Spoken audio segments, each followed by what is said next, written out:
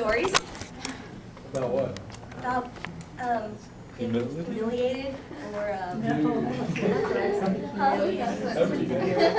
some. I want to hear a story. Does anyone have a really good one?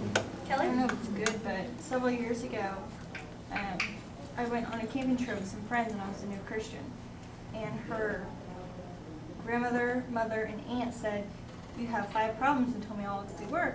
And I had to go to a counselor. And I had to humble myself, and it took me 8 months to do it, just to see a counselor. Oh, wow.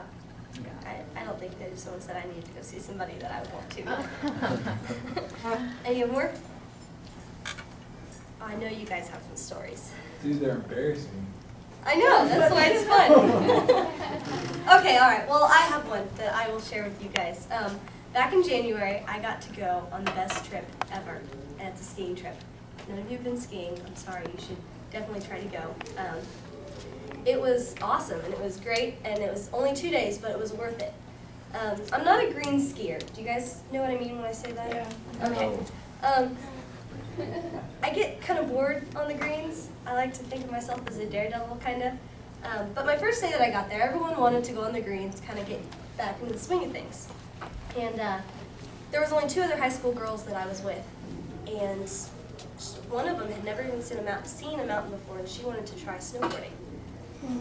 So she was in our group, and we were going down greens, and I was like, all right, let's do something more exciting. So we tried a blue. I got her to go up there. We spent probably 30 minutes just trying to get her down the mountain. Go a few feet, she'd fall. Get her back up, go a few feet, she'd fall. It was no fun at all. So after lunch, I felt like I needed a challenge, so I found the big dogs, the dads and the teenage boys. They knew what they were doing. They all had those short skis, the blades, and so that was a lot of fun. We rode up to the very top of the mountain, and we got to a black.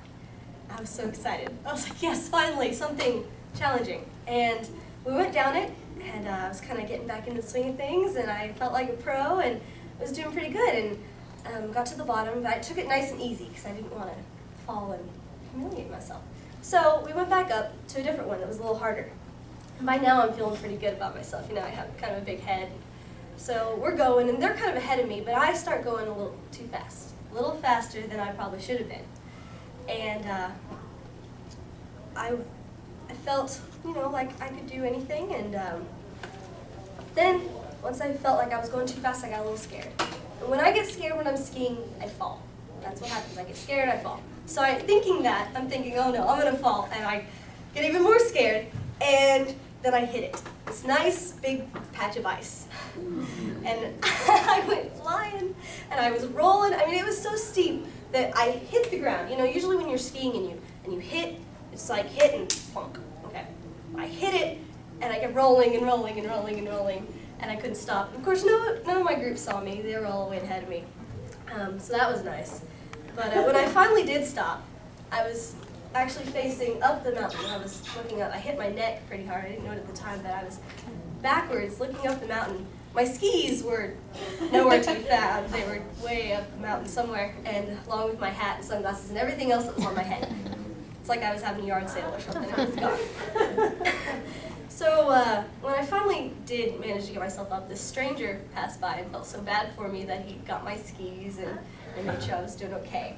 That was a humbling moment for me because I felt like I was a pro, and then I fell, and this stranger's helping me up.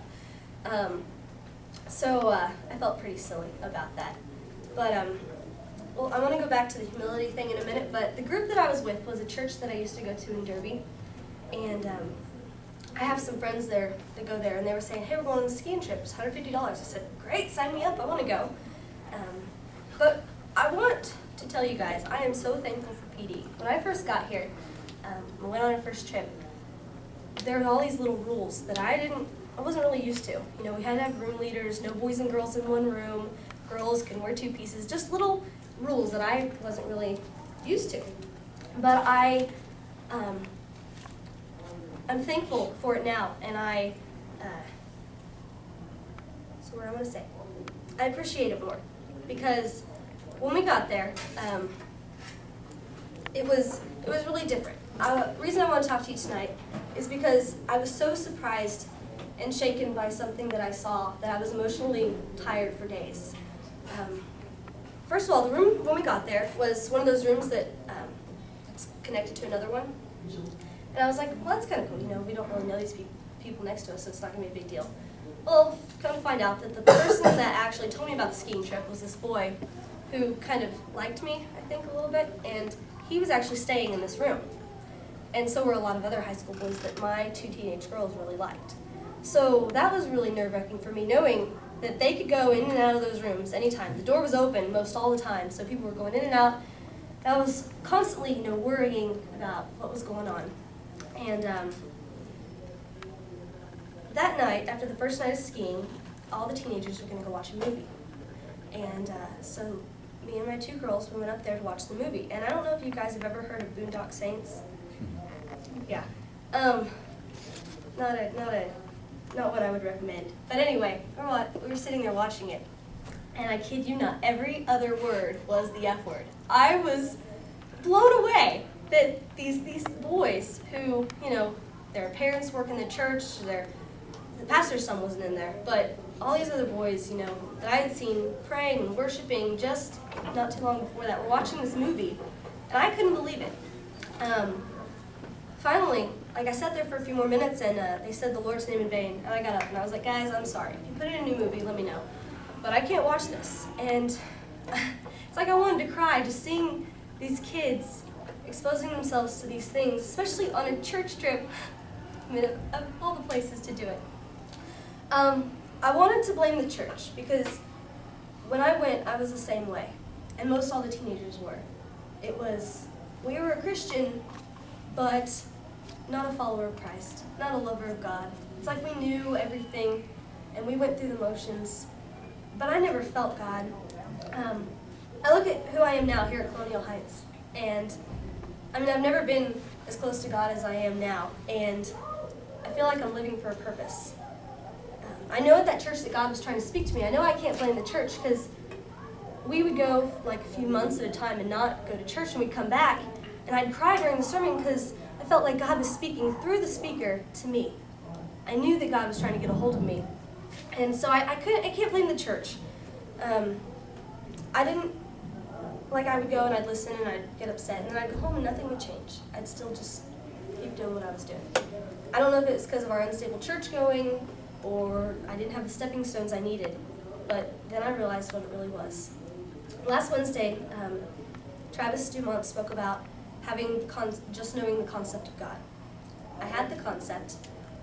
I knew who he was and what he had done for me, but it wasn't personal. I didn't feel him in my heart on a day-to-day basis. I didn't have a relationship with him. I'm so thankful for what God's doing here. I walked past the youth room the other night, and they were going a little late, and they were praising God. They had their hands raised. They had their hands on each other, and it was encouraging to see that, to know that God, you know, he's working through them. It was a relationship that I was missing. I want to tell you guys a story. Okay, there's this man. He did everything right. He didn't cuss, he didn't lie, he didn't cheat. He was a great person and a family man. He knew about God, and he went to church, and he even helped out with some of the events. Every day he'd wake up, go to work, come home, see his family, have dinner, watch TV, go to bed. It was the same thing day after day. At church, he would sing the songs. When people would pray, he'd close his eyes, maybe say a few words, and start thinking about what they were going to do after church or what he was going to do at work the next day.